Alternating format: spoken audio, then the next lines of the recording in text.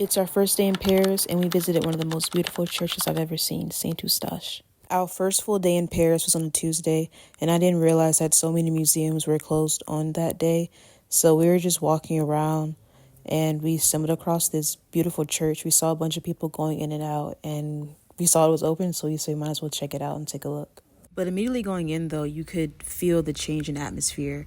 It was really beautiful to see how people coming in from work or school or just running errands would come in and take a pause and breath to pray or reflect and just sit in silence and reverence.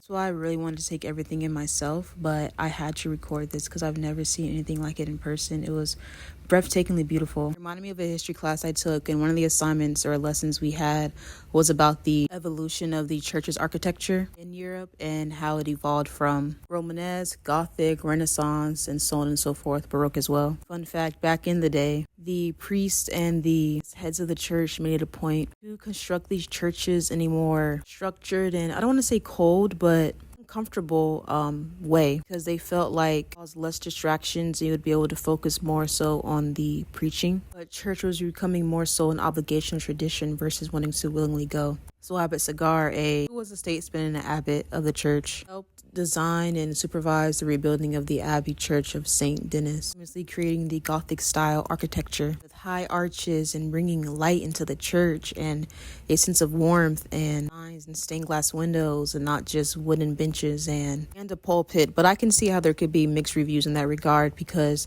in the old sense of the design and architecture, they felt like it would cause more concentration on what was being preached, versus the new concept felt that the quote-unquote glitz and glamour was distracting the congregation, but it created a sense of warmth and light and vibrancy to the church. It has now become a standard in churches to this day in Europe and in the States and anywhere else. There are still a few churches that have the original design in Europe. I wish I had the opportunity to visit them, but next time I will for sure.